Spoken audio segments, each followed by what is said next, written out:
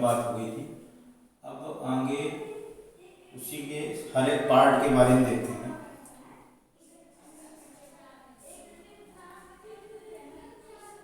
शुरुआत करते हैं। सेल में देखो दो पार्ट होते हैं।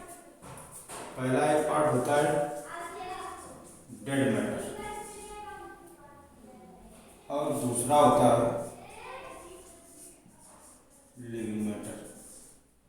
सेल में दो पार्ट होते हैं, एक डेड मैटर, दूसरा लिविंग मैटर। डेड मैटर को हम सेल वॉल भी बोल सकते हैं और लिविंग मैटर में फिर दो पार्ट आ जाते हैं। एक सेल मेम्ब्रेन, दूसरा प्रोटोप्लाज्म। प्रोटोप्लाज्म को हम दो भागों में फिर डिवाइड कर सकते हैं। ये एक पार्ट इसका न्यूक्लियस और दूसरा साइटोप्लाज्म। इनके सबके बारे में हम लोग देखते हैं। डेड मैटर सेल वॉल, दूसरा लिविंग मैटर। लिविंग मैटर में सेल मेम्ब्रेन और प्रोटोप्लाज्म हो गया और प्रोटोप्लाज्म में न्यूक्लियस और साइटोप्लाज्म। अब हम सबसे पहले बात करते हैं सेल वॉल। इसको रफ कर देते हैं।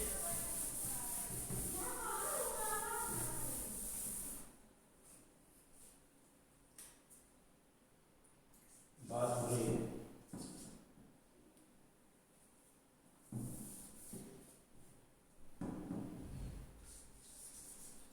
Cell wall. पहले इसकी थोड़ी बेसिक देख लेते हैं, सेल वॉल क्या होती है। अब सेल वॉल क्या होती है, सबसे पहले तो जैसे कुछ पॉइंट है कि सबसे पहले सेल वॉल की खोज किसने की, तो जैसा कि पहले बता चुके हैं कि रॉबर्ट हुक ने सबसे पहले जो सेल खोज की थी 1665 में, उसमें एक्चुअली सेल वॉल ही थी और कुछ था नहीं। तो सबसे पहले सेल वॉल की खोज करने वाले जो साइंटिस्ट हुए रॉबर्ट हुक का नाम आया। और मेन बात ये आ जाती है कि ये प्रेजेंट किसमें होती है, तो प्लांट सेल में। तो ये प्रेजेंट हर जगह, इसका मेन ये देखो कि ये एब्सेंट, ये केवल 4 जगह एब्सेंट होती है और सभी में प्रेजेंट होती है। एनिमल सेल, गैमीट्स, माइकोप्लाज्मा और जूस्पोर्स। हमें ज़्यादा जानने की जरूरत नहीं है। एनिमल सेल तो हमें मालूम है कि उसमें सेल वॉल नहीं होती है, गैमीट्स में भी सेल वॉल नहीं होती है, बाकी माइकोप्लाज्मा और जूस्पोर ये आगे की कहानी है, अभी इसको बाद में समझेंगे जब अगली क्लास में जाएंगे। एनिमल सेल और गैमीट, इनमें 4 में ये सेल वॉल एब्सेंट होती है। चारों में सेल वॉल एब्सेंट होती है, बाकी सभी में सेल वॉल प्रेजेंट होती है। प्लांट हो गई, फंजाई हो गया, बैक्टीरिया में भी सेल वॉल प्रेजेंट होती है। इसीलिए बैक्टीरिया को हम प्लांट की कैटेगरी मानते हैं क्योंकि उसमें सेल वॉल प्रेजेंट होती है। वो दूसरे मैटर की बनी होती है। इनकी ज़्यादातर सभी सेल वॉल जो होती है वो सेलुलोज की बनी होती है। अब स्ट्रक्चर देखते हैं सेल वॉल का। स्ट्रक्चर क्या क्या होता है सेल वॉल में, तो उसको भी एक डायग्राम के अनुसार देखते हैं।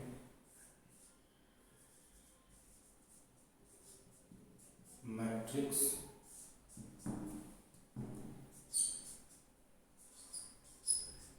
फाइब्रिल और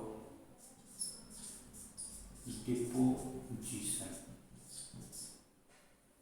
इससे हमारी सेल वॉल बन करके तैयार होती है। मैट्रिक्स, फाइब्रिल और डिपोजिशन, ये वर्ड नए लग रहे होंगे, देखो अभी हम सब इनके बारे में बताते हैं। पहले एक बेसिक इसका कॉन्सेप्ट देखो।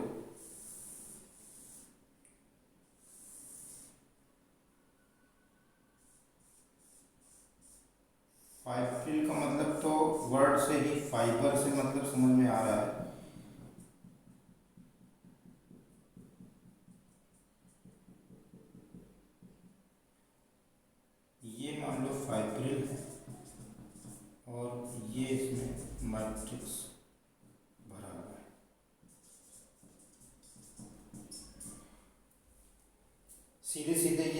बेसिक कि जब घर बनता है तो घर में क्या होता है कि ऊपर स्लेब डलती है लेंटर डालने के लिए। तो उसमें जब लेंटर डलता है तो क्या होता है कि सरियों का एक जाल बांधा जाता है।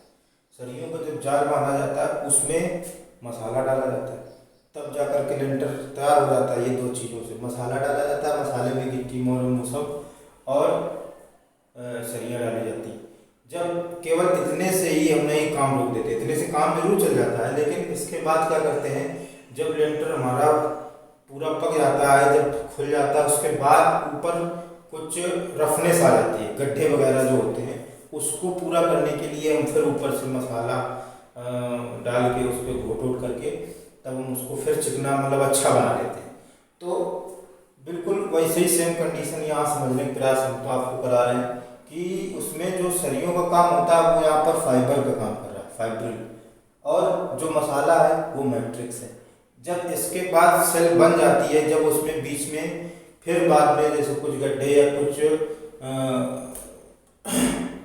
चीज़ें रह जाती हैं, उसको भरने के लिए फिर हम डिपोजिशन करते हैं। किसका डिपोजिशन करते हैं वो हम अभी आगे देखेंगे।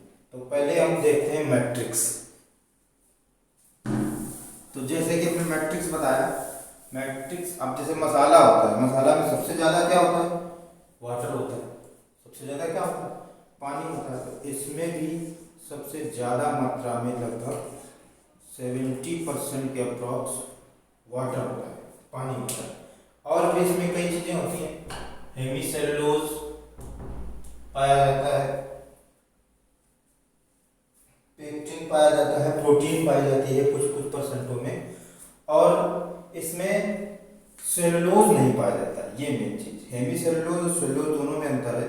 तो एक वर्ड एक इसमें मेन बनता है कि सेलुलोज जो होता है वो मैट्रिक्स वाले पार्ट में एब्सेंट होता है, इसमें सेलुलोज नहीं पाया जाता। ज़्यादा मात्रा में क्या पाया जाता है, वाटर पाया जाता है। अब आगे आते हैं फाइब्रिल। फाइब्रिल क्या है, फाइबर्स हैं। अब फाइबर्स के लिए इसको थोड़ा अलग देख लेते हैं।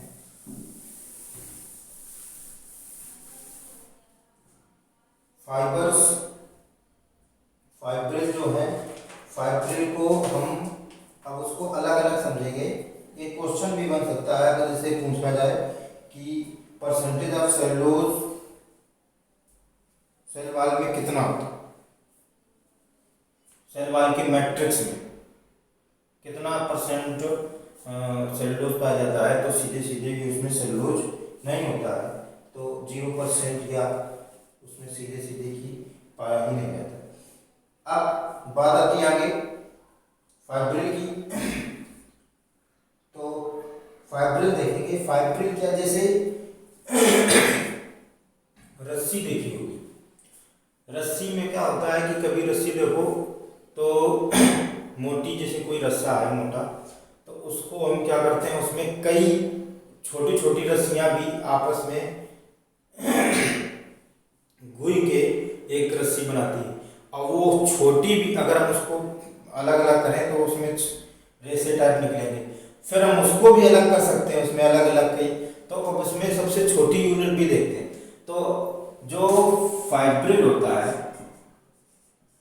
उसमें सबसे छोटी यूनिट ग्लूकोज सॉरी हाँ ग्लूकोज यूनिट होते हैं, ग्लूकोज यूनिट होते हैं, इससे मिलकर के फाइब्रिल बनता है। अब देखो सीधे नहीं बनता, ये सबसे छोटे, उससे इससे ऊपर वो माइसली बनता है, उसके ऊपर फिर माइक्रोफाइब्रिल बनता है, फिर फाइब्रिल बनता है। तो ये चीज़ अभी हम सब देख रहे हैं धीरे धीरे। तो क्या हो गया, सबसे पहले फाइब्रिल या इसी को हम माइक्रोफाइब्रिल भी कर सकते हैं क्योंकि सबसे बड़ा हो गया, सबसे मोटा, तो माइक्रो फाइब्रिल।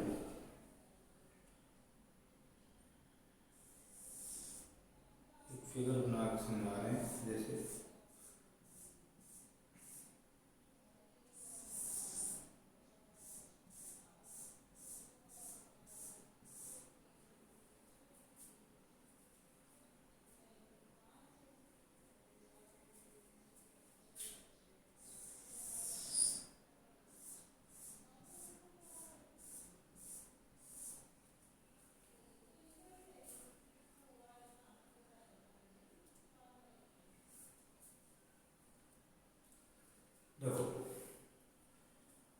एक माइक्रोफाइब्रिल, अब हम ये उसको अलग अलग उसके अंदर चले। एक माइक्रोफाइब्रिल या फाइब्रिल, अब उसके अंदर देखो क्या क्या, तो ये हो गए हमारे माइक्रोफाइब्रिल।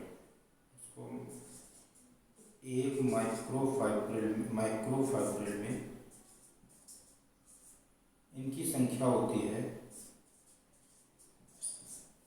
250।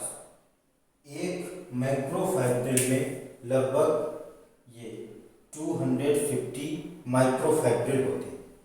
अब एक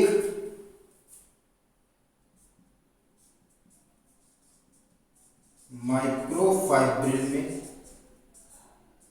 ये है हमारे माइसिली।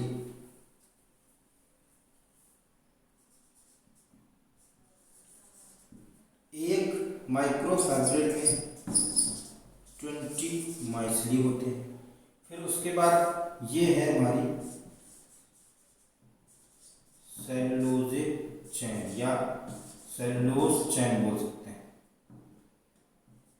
सेलुलोज चैन।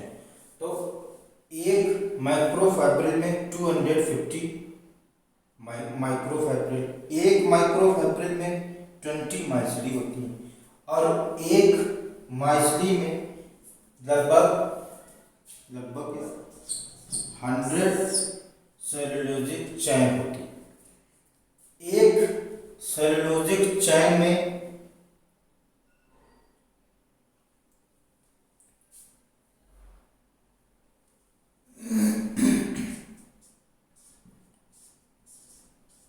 लगभग 3000 ग्लूकोज के यूनिट होते। सबसे छोटी यूनिट यही थी। तो एक सेलुलोजिक चैन में लगभग 3000 ग्लूकोज के यूनिट होते हैं। अब यही सब पूरा आंकड़ा अगर देखा जाए तो एक फाइब्रिल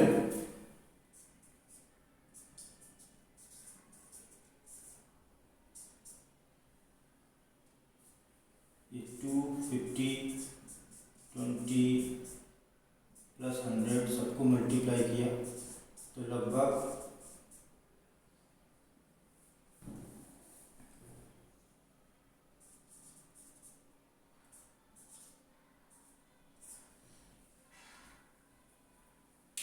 5 लाख। अभी ग्लूकोज यूनिट तक नहीं पहुंचे हैं, केवल सेलुलोजिक चैन। तो 5 लाख सेलुलोजिक चैन होती है एक फाइब्रिल में या एक माइक्रोफाइब्रिल में। कितने सेलुलोजिक चैन होती है? 5 लाख। और एक सेलुलोजिक चैन में इतने ग्लूकोज यूनिट होते हैं। वो किस प्रकार से? ये ग्लूकोज यूनिट होते हैं ऐसे चैन के द्वारा ऐसे जुड़े होते हैं। ये ग्लूकोज यूनिट होते हैं। तो ये एक ये सेलुलोजिक चैन बनती है। जब इसमें ग्लूकोज यूनिट टोटल 3000 लगभग इसमें पहुंचते हैं। ये बीच में बॉन्ड से जुड़े होते हैं। इसको जब सेलुलोज जुड़े होते हैं तो ग्लाइको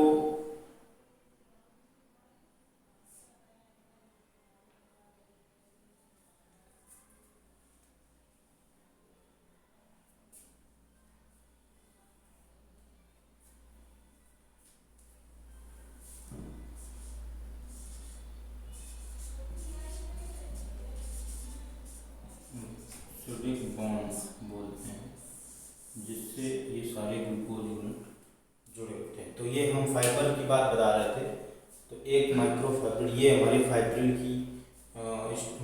का स्ट्रक्चर हो गया कि फाइब्रिल का काम क्या होता है। वही जैसे सरियों का काम होता है लेंटर में, बिल्कुल सेम उसी प्रकार से मैट्रिक्स के बीच में ये इस प्रकार से हमारी जो सेलवाल होती है वो बनती है। अब इसमें देखो सबसे ज़्यादा मात्रा में ग्लूकोज यूनिट सेलुलोजिक चैन, इसलिए सबसे ये इसमें पूरे में सेलुलोज ही पाया जाता है। और ये इतना हो जाता है, समझ में आ रहा है कि सेलवाल में सबसे ज़्यादा सेलुलोज ही पाया जाता है। अब इसका जो तीसरा पार्ट था उसके बारे में हम बात करते हैं। इससे कुछ जो क्वेश्चन बनते हैं वो यहीं से बनते हैं कि एक माइक्रोफैब्रिल में 250 टू 50 माइक्रोफैब्रिल होते हैं, एक माइक्रोफैब्रिल में 20 माइसली होते हैं, 3000 ग्लूकोज यूनिट होते हैं, 100 सेलुलोजिक चेन्स होती हैं। ये सभी क्वेश्चन बनते हैं। जो सेलुलोज होता है वो सबसे ज़्यादा अर्थ में पाए जाने वाला केमिकल होता है। Cellulose is most abundant chemical in the earth. अब बात आती है डिपोजिशन की, जो इसका लास्ट वाला पार्ट है वो भी जल्दी से देख लेते हैं। डिपोजिशन का मतलब हो गया कि बाद में जो चीज़ इसमें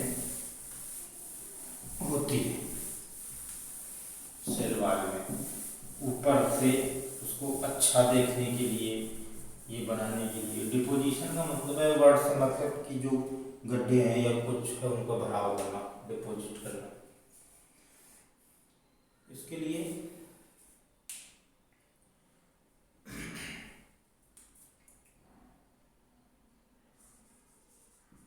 क्यूटिन, वैक्स, सिलिका, ये सभी चीज़ें पाई जाती हैं। ये क्या होते हैं? फैटी सब्सटेंस होते हैं।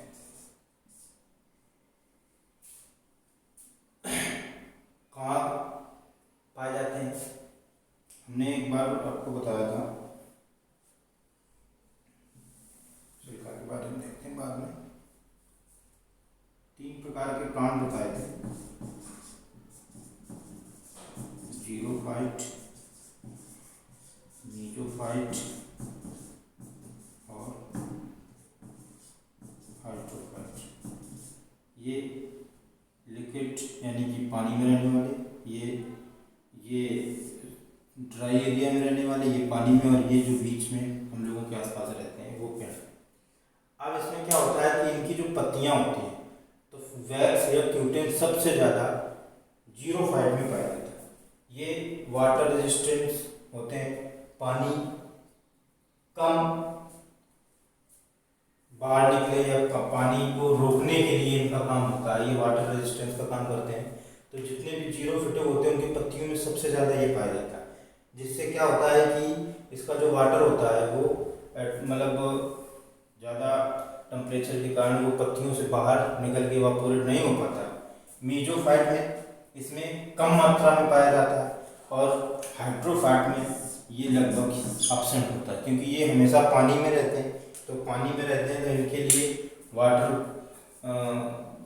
अंदर जितना है उसको लॉस करने की ज़रूरत वाली वो बात ही नहीं, क्योंकि इनको पानी मिल नहीं पाता। इसलिए इसके अंदर जितना भी प्लांट के अंदर पानी है उसको वेस्ट नहीं करना है, बाहर नहीं करना है, इसलिए इसमें पाया जाता है। इनको पानी पर्याप्त मिलता रहता है, और ये तो पानी में ही रहते हैं, इसलिए इसमें ये एब्सेंट होता है। ये जैसे ये इसी के कारण पत्तियां ये मोटी मोटी जो हो जाती हैं। ये हो गया हमारा डिपोजिशन में। और सिलिका, इसके बाद बात आती है सिलिका। तो सिलिका का भी समझते हैं कि ये हमेशा जो डिपोजिट होती है, डिपोजिट का काम करती है ग्रेमनी फैमिली के जितने भी मेंबर्स होते हैं।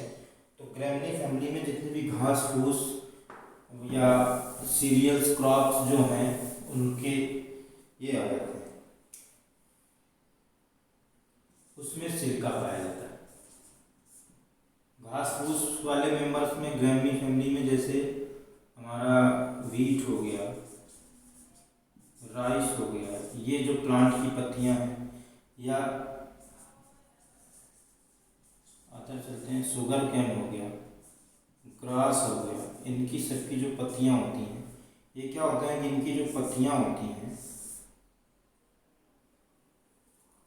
इनकी लगभग जैसे ऐसी पत्तियां होती हैं।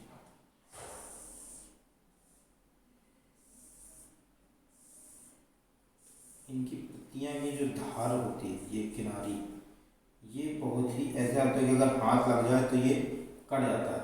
ये इसी के कारण कट जाता है क्योंकि इसमें सिलिका पाया जाता है। तो ये जितने भी हैं ये सिलिका इनकी पत्तियों में पाया जाता है। उसका बस यही कारण था, यही बताना। अब ये इसके स्ट्रक्चर के बारे में पता चला क्या क्या चीज़ें पाई जाती हैं। अब इसके बाद ये देख लेते हैं इसका एक और फंक्शन, फिर इसके बाद इस पे आ जाते हैं सीधे। फंक्शन में क्या है कि सेल वॉल का क्या फंक्शन होता है, सीधे सीधे वॉल, किसी घर में हम लोग वॉल बनाते हैं तो वॉल का सबसे में पहला तो फंक्शन यही होता है कि डेफिनेट शेप प्रदान करना।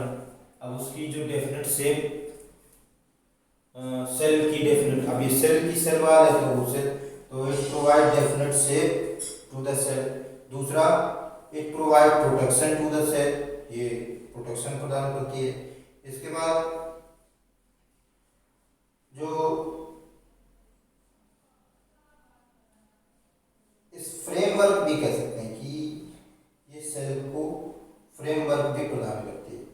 और मेन इसका फंक्शन कि ये एक protect cell from attack of pathogen, जितने भी पैथोजन्स होते हैं उनसे अटैक करने के लिए भी सेल वॉल वो उसको प्रोटेक्ट करती है उनसे, जिससे वो भाई वाल, घर में भी वाल होती है कि छोटे मोटे जानवर या बड़े से वैसे जिससे हमको खतरा है वो हमारे घर के अंदर ना आ पाए, तो सेल वॉल का मेन फंक्शन है समझिए। अब ये हमारी डेड मैटर जो था वो हो गया। अब बात आगे करते हैं सेल मेम्ब्रेन।